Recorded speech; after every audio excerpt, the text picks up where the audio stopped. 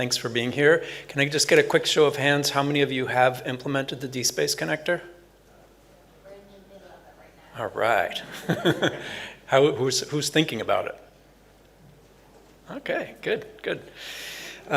Okay, so we're relative newcomers to Pure.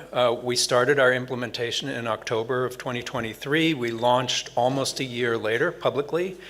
And then a couple of months after that, in November of 2024, we started the implementation of the DSpace connector.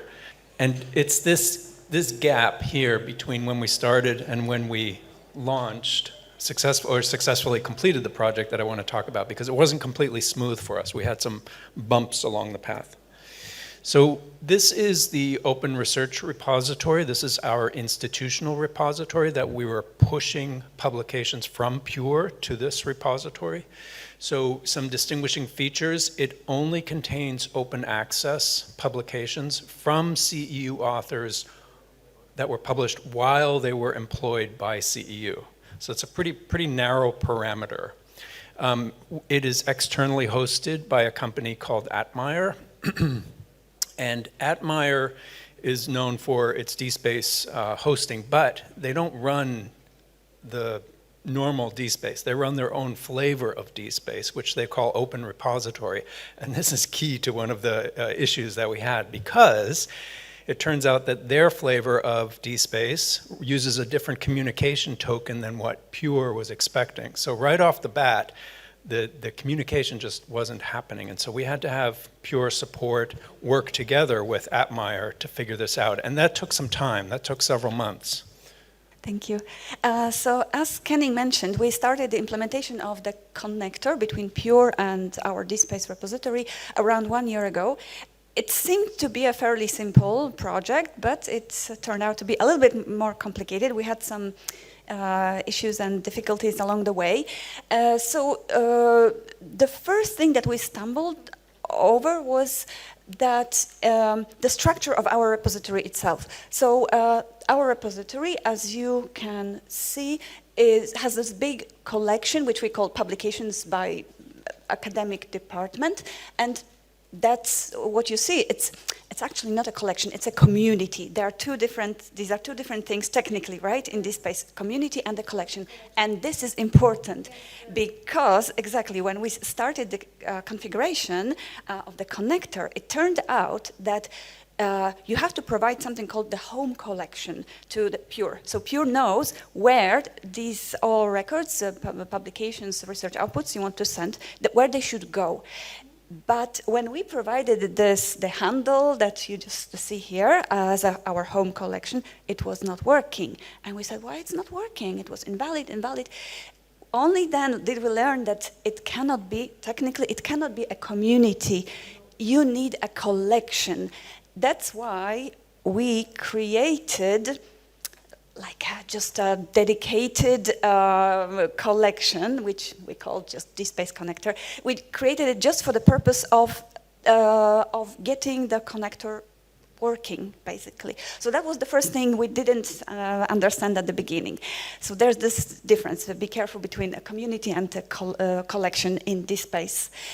Then we started the initial testing, and also not everything was working perfectly, even after we had this collection. So some items, we wanted the records to fall into, you see, we have these collections by departmental collections. So we wanted the publications to fall into their respective departmental collections. They were all going to this it's a non-public DSpace connector staging space, but some of them were not falling, were not going to the relevant departmental collection. We realized that we did not map all the collections. You have to make sure that you have all collections that you have in your repository correctly mapped in Pure. Also, some publication types, publication types were also, let me just go back, were not correctly mapped, between Pure and DSpace. So again, you have to make sure that you map everything correctly. So what you have to do, you have to create, in Pure, you have to create a specific dedicated file storage space from which all the files that you want to transfer will be actually pushed to the repository. You find it under Administrator, Storage, File Storage, and there you create the dedicated storage. You provide these details like your DSpace client API details. You have to provide the DSpace portal URL. These things are pretty simple. Then there is this, that's still the same configuration screenshots in Pure. This home collection, that's what I just mentioned, which was problematic for us at the beginning. So that's the handle of that non-public collection that we created just for this purpose.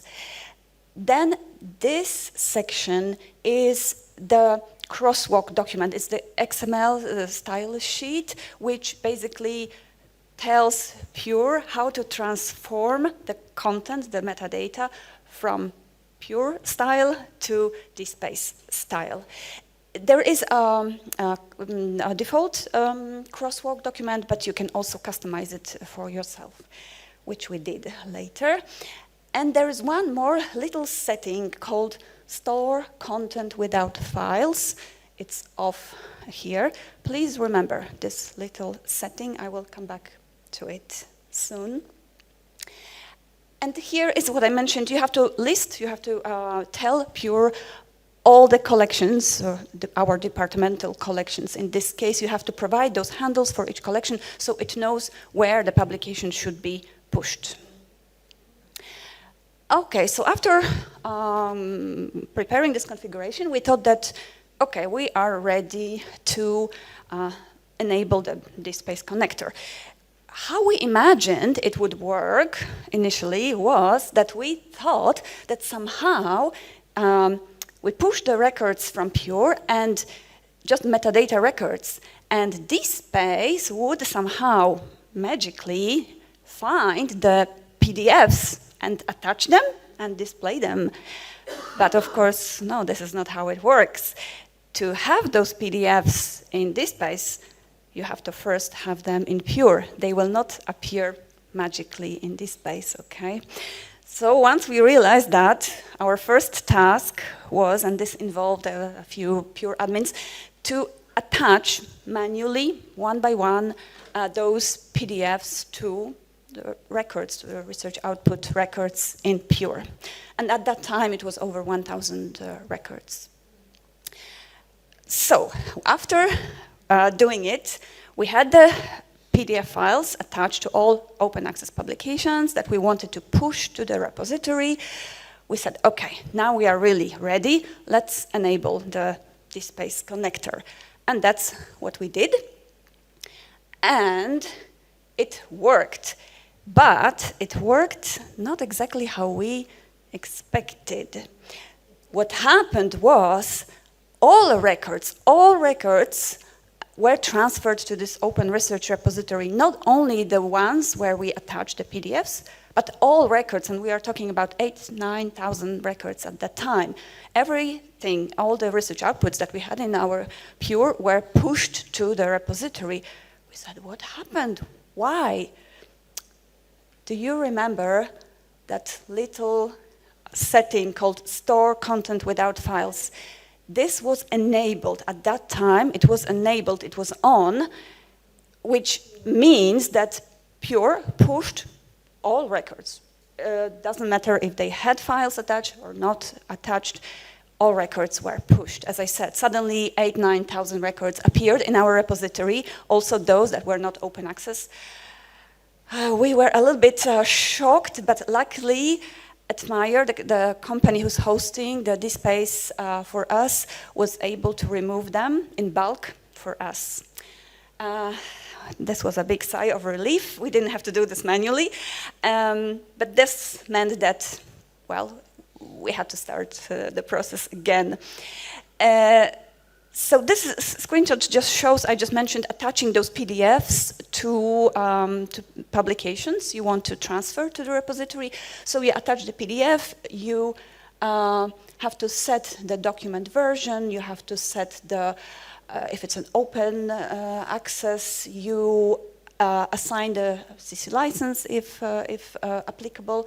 And one more thing, very important, you cannot forget about it, is to set this transfer to repository setting to yes.